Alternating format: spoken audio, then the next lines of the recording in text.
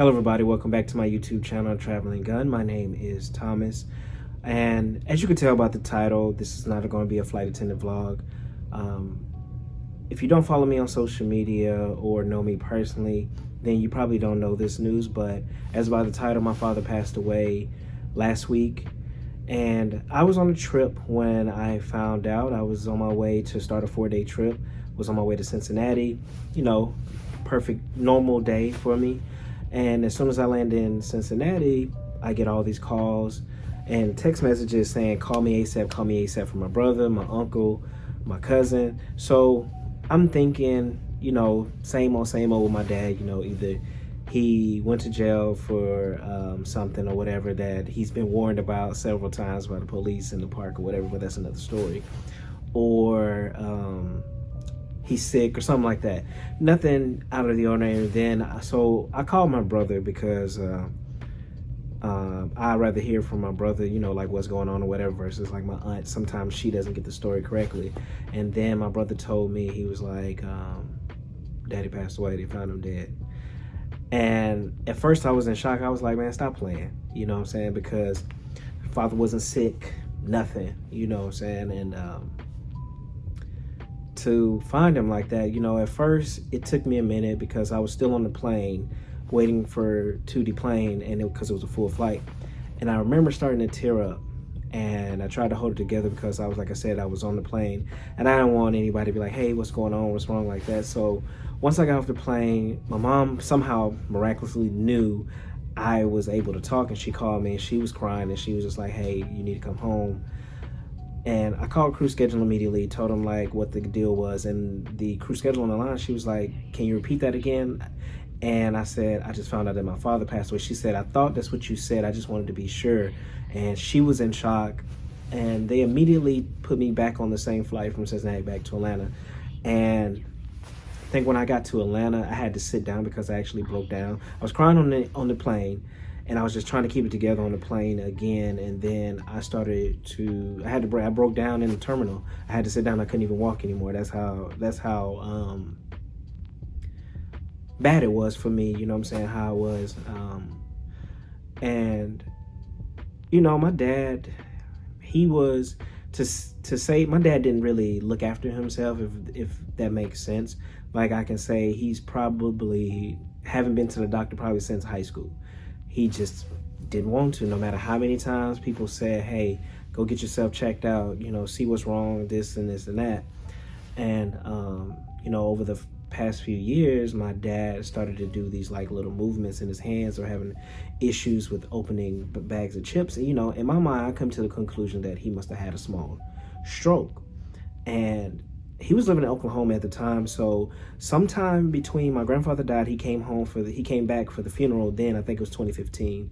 He wasn't like that, and then he moved in with me in 2017, and somewhere in between him 2015 and 2017, he must have had that small stroke, but don't nobody know for real because he never went to the doctor. So we can only assume that's the symptoms that he had of that. And I think my dad probably would have died a long time ago from just not eating right, not looking after yourself, had it not been for the fact that he walked and rode his bike everywhere. And I think that prolonged his life a lot longer. One of the things I wanted to do this year was promote men's health, meaning not saying like you have to be cut like an action figure, but going to get yourself checked out, because men, a lot of times, we don't go to the doctor, and that's just true. I'm pretty sure there are a lot of men over 40 who's never had their prostate checked at all. I'm pretty sure there's a lot of men that just don't go get a regular physical on a regular basis because they feel like if ain't nothing really hurting, I'm not really going to go to the doctor. And I look at it like this. It's best to know early so that you can prevent it from getting worse, versus finding out when it's worse and it's almost impossible to do anything with. Also, promoting just exercising or movement. Like, I know we're tired from working and everything like that, but just get out and walk somewhere. Like, if you have a girlfriend or boyfriend or whatever you have, whatever your sexual orientation is, go out with your partner, walk around. Play basketball. Though, just the heart is a muscle that has to be worked as well. And for me, when I exercise like jogging and stuff, I have a lot more energy. Some people ask me like, how are you able to go so much? And honestly, partially because I eat right at least 80% of the time, and the exercise that I do on my layovers. And so, in honor of my father, with his movement and everything like that, with him jogging, riding a bike, I do want to promote that more, especially for men, and going to the doctor because he didn't do it. I want to encourage everybody to go to the doctor as far as men do, because we don't go sometimes. And I go every year to get a physical because that's just how I've been raised. I've been to the doctor almost all the time, like regularly since I was a kid, even throughout college and my entire adult life. So I do want to promote that. But like I said, my dad, he didn't really truly eat great. But the one thing I can't be upset about and I'm not sad about is that he lived life how he wanted to.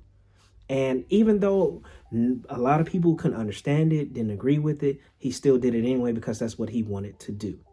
And in the end, it could have cost him, I should say. But, he did how he wanted to do, you know what I'm saying? And I learned a lot from him. And he taught a lot of stuff to my cousins, everybody. Even my cousin said he did his part. My two older cousins, his older brother tragically was killed when my dad was in college. And, he helped with my older cousins. So, and they said, hey, he did his part. But again, I can't be sad about it because he lived how he wanted to live. And when I sat back and thought about it, I've never seen my dad sad. I never seen my dad worried about anything ever that I can recall. Everything was always smiling, or he was saying that, hey man, it's going to be all right. All I got to do is pray. It's in God's hands now.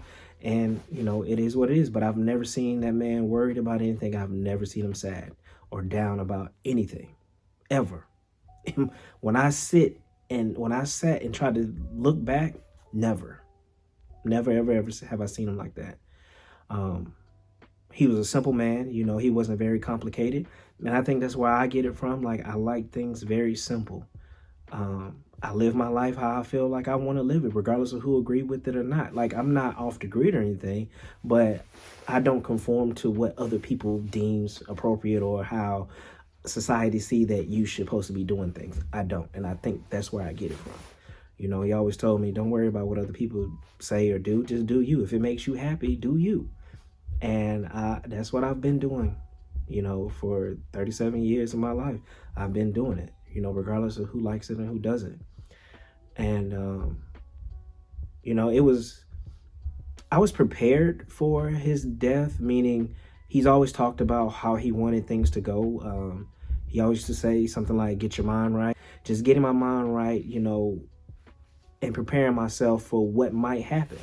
And, he's been preparing us for a long time. So it wasn't nothing to prepare his afterlife, funeral and stuff like that. It was just hard because he was a simple person. He didn't want anything extravagant. He didn't want anything like a burial. He just wanted to be cremated, and that's it. But I knew that there were people who wanted to pay their respects to him. And so I had to prepare like a memorial service, which like I said, I've never done that before, and I didn't think it was that hard. We had to move it from a church because once word got out that my father passed away, I started getting Facebook messages. Like, I literally had over 1,000 Facebook messages from people from college, people from high school that haven't seen him in 20 to 30 years. They wanted to come pay their respect. And to me, that made my heart smile because I knew people knew my father. But for that many people to want to pay their respects to him, he touched them in some kind of way. And everything that everybody told me about my father, like, my dad never talked about his football accolades, even though he was just that top level during his time at football, even in college. He just didn't want to. He did pro for 2 years and was just like, F it, I'm done with it. You know what I'm saying? And just walked away from it. He never talked about that to me and my brother. I heard about him from other people that knew him and saw him play. You would have thought he was a unicorn or something. Because to him, the most important thing was being a good person. And if he was never a good person, all these people would not want to pay their respects to him. And that really made my heart smile to where we had to move it to a high school auditorium for all the people that wanted to come pay their respects to him. And everybody said your dad he may have been a lot of things, but he was a good person. And that was the most important thing to him. And he told me, even though he didn't want anything like this, he always said to me, if I feel that it's the right thing to do, he cannot be mad at it. He can't be mad at it. So I felt it was the right thing to do, to have a memorial service, just for the simple fact of I knew people would want to pay their respects to him because of who he was to people and the amount of people that he touched.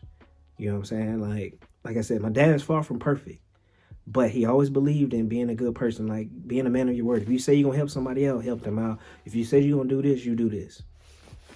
So, and I'm not exaggerating. I did have like 1,000 Facebook messages that I had to answer and talk to, but we haven't had the memorial services coming up this week. I just wanted to put out this video, to talk about my father a little bit. I know I don't really indulge into my personal life like that a lot on this channel. And to say that this don't hurt, it does. It does. He was the person that I called to and asked questions. Like, so crazy. 2 days ago, I picked up the phone to call him, not even thinking, because that's just my habit. If I haven't talked to him, I usually talk to him about every two days, maybe 3, depending, because he don't ever keep his phone charged. And, so sometimes when I'm calling him, his phone goes straight to voicemail because he turns his phone off to charge it. Don't ask me why, old people. And so I called him to talk to him. His phone rung in my house, and I forgot that he had passed away, and I had his phone. So, to say that, that was the person that I went to ask any type of questions about when it came to my gardening, outside, anything when it came to cars, all that, I asked him. Even though he showed me how to do a lot of this stuff, I still asked for his advice just to make sure that I'm doing it the right way. But at this point, I'm just rambling. I do apologize about that, but I did want to at least have a video to tell you why there isn't a flight attendant video. For all those who gave me their condolences on Facebook, I do appreciate it. And all the comments I definitely will get to and answer back. And I appreciate you all for watching and supporting my channel. Like I say always, hug on the ones that you love. Tell the ones that you love them. Because tomorrow's not promised. I'm out.